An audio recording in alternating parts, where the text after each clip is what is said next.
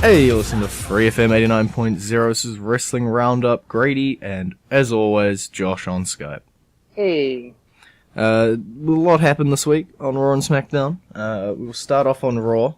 We finally got a little bit more of a physical altercation between Goldust and R-Truth. Goldust pumping his gimmick up to the next level. Yeah, bringing more and more of the old school stuff about it. Like the old school jacket thing, suit. Yep. Also has a cameraman with him. Yeah.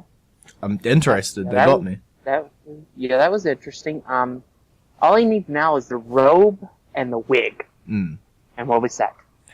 I feel like the wig is the thing that everybody's talking about, is like, once he puts that on, he is finally back to it. We'll have to wait and see, I guess, whether they're going to go that far. I can see them doing it, but we've got to wait and see if they actually will do it, or if they're just going to sit around at the levels of Goldust we have at the moment. Which is still like 20 times more entertaining than things that he's done most recently. 20 times more entertaining than 90% of the roster. Not hard, that. Just about everybody could learn a thing or two from watching Dustin Runnels and Ron Killings in this feud. And yes, I just did out myself as a smart. No, Josh, don't do it. No. It's too late. We're down the plug hole already. You did say something bad there, but you didn't say something as bad as the kid who was on Miz TV. Yeah, I really didn't pay much attention to this segment because I don't care about the Ball family. So I completely missed it. I know the news headlines didn't. Yeah. And that's the only reason I knew as well. Well, the news caught on to it because WWE had to apologize because Twitter caught on to it. Live mics and live television, always a fun combo. And when you throw in an explosive element such as a mouthy, know-it-all basketball player that was never good but thinks he was the greatest thing since sliced bread, you could almost expect something like this to happen. Yeah. I expect WWE wanted some publicity out of this segment. Probably not this publicity. Although the phrase, any publicity is good publicity, still comes to mind here. WWE can at least skirt off on it in the fact that they didn't script it, they didn't say it. But we've seen WWE catch headlines for worse reasons as well. Yeah, and then you had Vince saying it at a pay-per-view like 10 years ago. Yeah, and then of course the infamous promo by Booker T. Let's just move on to the Miz's match this week. Dean Ambrose, Heath Slater, Rhino, the Miz, and YouTube titled them the Miztourage. That's what they were calling him on the show. Okay, the Miztourage. It was not Miz that scored the win for Miz and the Miztourage. It was Bo Dallas. I am happy. I'm grinning from ear to ear on this radio. As I said last week when they were forming up, I really loved that Bo Dallas, Curtis Axel, two people I liked, getting a shot, being on television. This at least shows that they're going to be a little more than just muscle, and that they're actually picking up the win. They might actually form a tag team and say Bo Dallas and Curtis Axel, as long as he doesn't get in trouble for his mouthiness on Twitter about the previous subject that we're done talking about. Yep. Might form a tag team and might become tag team champions to stand beside the Intercontinental Champion. Yeah, but then if Miz loses his Intercontinental Championship, surely he's going to grow jealous of the Miztourage being champions and him not being champion, and then he'll turn on them and it'll explode. That you get written 6 months of television. Easy as that. Just hire me, done, problem solved. Kurt Hawkins is alive. Fort Rollins. Yeah, everybody and Kurt Hawkins' mother believed he was going to lose. Yeah, there's definitely that to it, I think. That match pretty much is just setting up Seth versus Bray at the pay-per-view. There was nothing more to it. we're starting to, both Great Balls of Fire and Battleground are starting to get matches sort of thrown about on them now. Much like Akira Tozawa signing with the Titus brand and somehow maneuvering his way into a Cruiserweight Championship opportunity. Not Titus brand, Titus Worldwide. I'm sorry. I will correct it. You missed their upgrade. Oh. You missed the upgrade. I'm sorry. I wasn't paying attention. Da, da, da, da, da, da. I'll just go hit my head on a desk a few times. That being said, they are, unlike a lot of Raw, actually doing something, so I can't be too mad at it. It is a storyline, it is doing something. It gave Neville the next challenger, when it looked like there wasn't necessarily a direct path for anyone to move up. It's given him a storyline. Let it work, see what happens. And I'm sure... That's a phrase we've used multiple times over the years on the show. Mm-hmm. Normally, and most of doesn't work. And most of the time, we turn out to be right. Yeah. I think both of Neville and Tozawa are both great wrestlers, so there's nothing wrong in terms of the match, the in-ring, and the storyline's all there, ready to go. It's like a 4-piece puzzle. Anybody can do it. So yeah, at least it's something for the Cruiserweights. It's not Neville hanging in stasis waiting for a month until somebody actually comes up with a storyline for them. Talking about you being... Oh. I liked that it was Neville that went after Tozawa just because of jealousy. Yeah. It wasn't that they had a match, Tozawa won, he became number one contender automatically, or he won a fatal 5-way, or something like that. It was Neville was the one that initiated it because he was jealous of the publicity that Tozawa was getting thanks to Titus O'Neil. Well, speaking about you being right, Big Cass still not going to reform and be friends with Enzo. Nope. He went all. He went all Triple H when they reformed DX.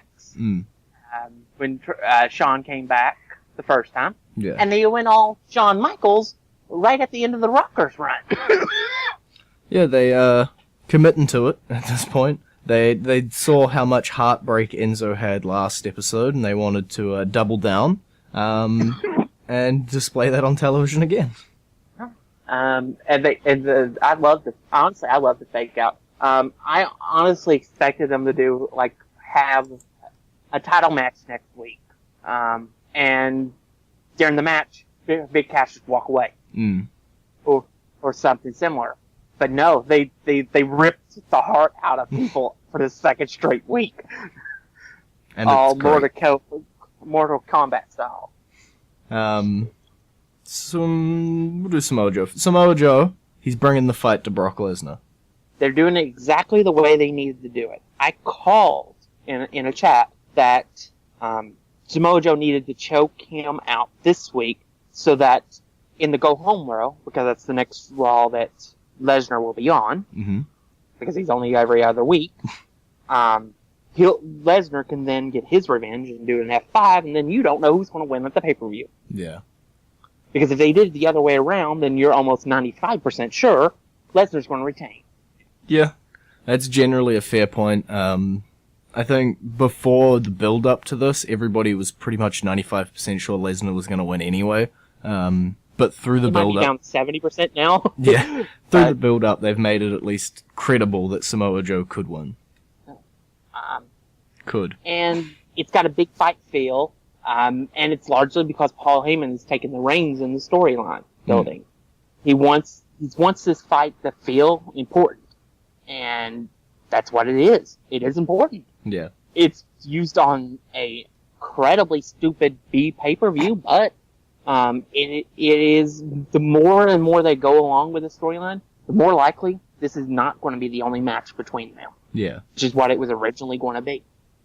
Talking about being important and being big fight feel, Sasha Banks wins a gauntlet match, and now we get Alexa Bliss versus Sasha Banks at the pay-per-view. That's interesting. I'd rather talk about Nia Jax, though. She put on a dominating performance. She wrestled for almost 25 minutes. It was a long time. Yeah. And she had people caring about her at the end of that match, which blew my mind because a lot of people just saw her as the female Roman. Yeah. But they were caring about her, and there were a lot of people that actually wanted to see her beat Sasha and run the table. I knew Sasha was going to win. I figured it would be because Alexa cost Nia Jax the match because she doesn't want to face Nia Jax. Yeah. But they went with an ending that makes Sasha look really, really strong, while also over the course of the match making Nia look dominant. Yeah. And that's something they got to keep also, up. We need to keep Byron Saxton as far away from Nia Jax as physically possible, which I think is why he's on SmackDown now. Yep. That's it for Raw. We'll go to the song. It's Carmella's theme. Kind of spoils the main talking point of SmackDown, but that's fine. It's the second version as well, so there's a very slight change. But yeah, Carmella's song.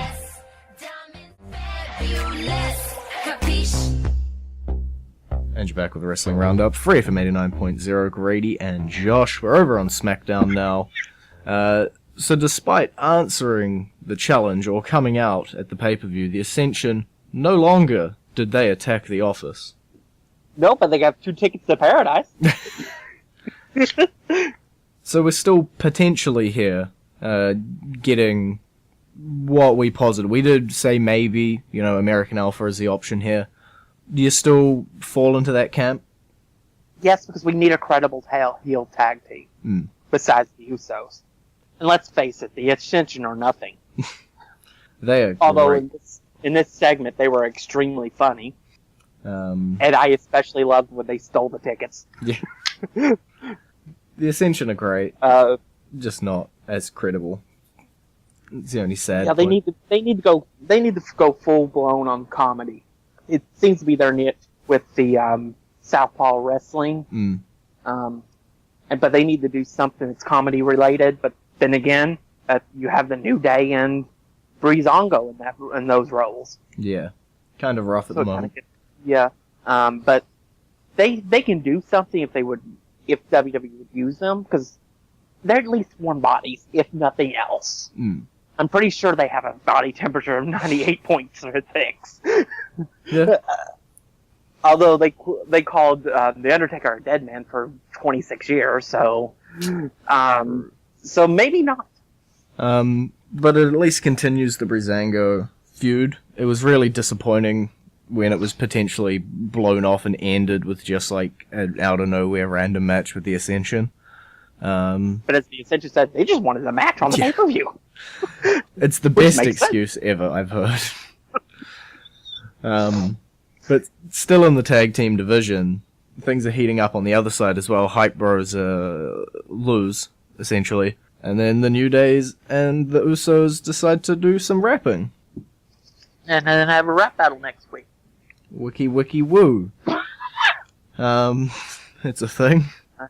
Yeah. Of course, I saw the clip of Sweet Beats. The Beats. worst thing about that match, though, was it was almost all done under commercial break. And they just came back from commercial just in time for the 1, 2, 3. Fortunately, it was done as here in the U.S. they've started doing picture-in-picture for some of the matches.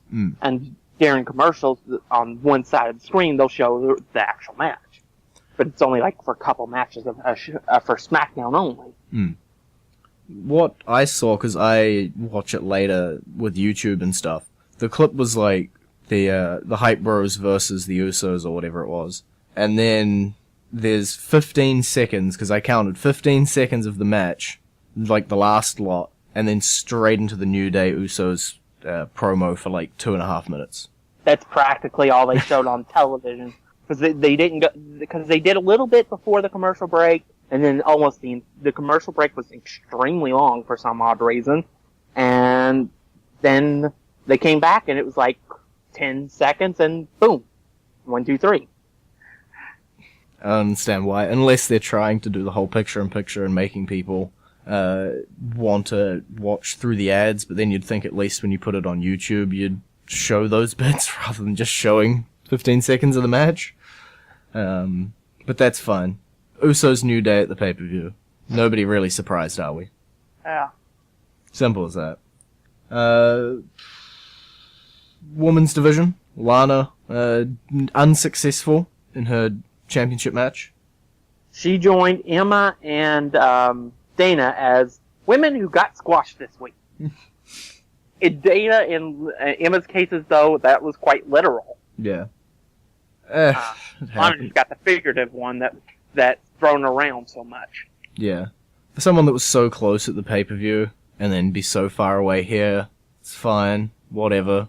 It's happening. I don't know if something happened in between the two, but it definitely seems as though attitudes have shifted.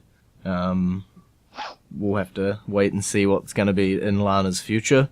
But after this, I don't know if I can imagine too much. Sami Zayn, he interrupts Mike and Maria because he really wants to get to the ring and get his butt kicked by Corbin. Sami, heck has no fury like a woman scorned. Just throwing that out there. Yep. It ain't going to be pretty for Sami next week. It wasn't pretty for Sami this week either, but hey. No, and I really, really love the end of days finisher. Yeah. It's like the RKO. It just comes out of nowhere.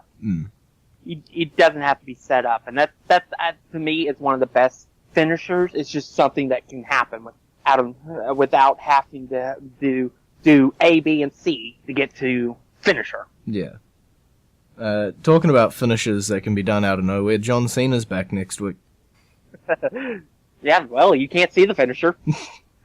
No, but it is set up by, like, the 5 moves beforehand. I'm assuming John Cena's just going to say that he's going to be doing both Raw and Smack. That's all I'm assuming. Who knows? They're heavily promoting the free agent part of him coming back. Yeah. So, I'm kind of hoping that he comes back during the rap battle. Just to show the New Day and the Usos how they're really done. Yeah. Personally, I hope that would be the most random and unexpected thing for him to do. I hope that Bo Dallas flies all the way over and comes in, and then Bo Ryder makes a special appearance and absolutely defeats them all. John Cena is the United States everyman, and Kevin Owens refused to face AJ Styles in the Face of America Open Challenge. I botched that transition, but let's go with it. Yeah. They used John Cena's open challenges against Kevin Owens, saying, well, when John Cena was United States champion, he faced anybody who wanted a shot at him. Not just, and he didn't duck anybody. So then they've set up a special battle royal next week to set the number 1 contender, which we all know AJ will win. No. Really? Unless they shock us and have John Cena win it. True. Or they shock us all and have Primo win it. Jason Jordan. Yeah. That makes more sense than Primo does, though. Connor, Victor. Pretty much anybody. We'll see. I'm assuming the one with the storyline wins, but, Battle Royals, anyone can win them. And anyone could throw out an ACL while winning it. Yep. Jinder Mahal versus Randy Orton at the pay-per-view. We have our stipulation. And nobody was surprised. No, really? You know what? I'm actually very interested in seeing how 2 smaller guys can actually make this match work. Anything will be better than the Kennel from Hell, though. That's not hard. It doesn't take much to be better than that match. No. Yeah, I'm very much in that same boat. I just want to see how they can pull off the Punjabi prison match. I think Mahal and Orton, they've shown they can wrestle back and forth. They've shown it'll work perfectly. Put them in this, see if this is actually a viable thing. But yeah, it should be fun. Fun is my operative word here. It won't be great, it'll be fun. It could always be the House of Horrors. Carmella won Money in the Bank again. Woo! This might be the first time in which we've had 2 briefcase winners, in which both briefcase winners actually are the right winners. Yeah. I'm happy with it. I'm very, very happy with it. It makes perfect sense to me. I'm very annoyed when she got it taken off her. The balance has been reset. Yeah, they got more... It was unintentional, but they got more heat for Carmella, and they've actually built her up through both ladder matches, surprisingly. Yeah. To make her more of an important thing. Now the question is when does she cash in? True. I'm expecting that one to not be very long from now. Yeah? I expect Baron Corbin to hold his for a couple months at least. I would not be surprised if he has it, still has it by the end of the year. I'm hoping somebody holds it on for a good length of time. I like the tension it brings. So I'm fine with them, even potentially both of them holding on to it for a long time. I'm fine with both of those. Righty-ho, well, yeah. Last words? I'm going to get Battleground is when Carmella cashes in. Okay. Well, write in the book. If you're wrong, we laugh at you. It's been great talking to you. Bye-bye. You can visit our Facebook page, facebook.com/Wrestling Roundup Radio, Twitter page, twitter.com/Wrestling R Radio, and we'll see you next week.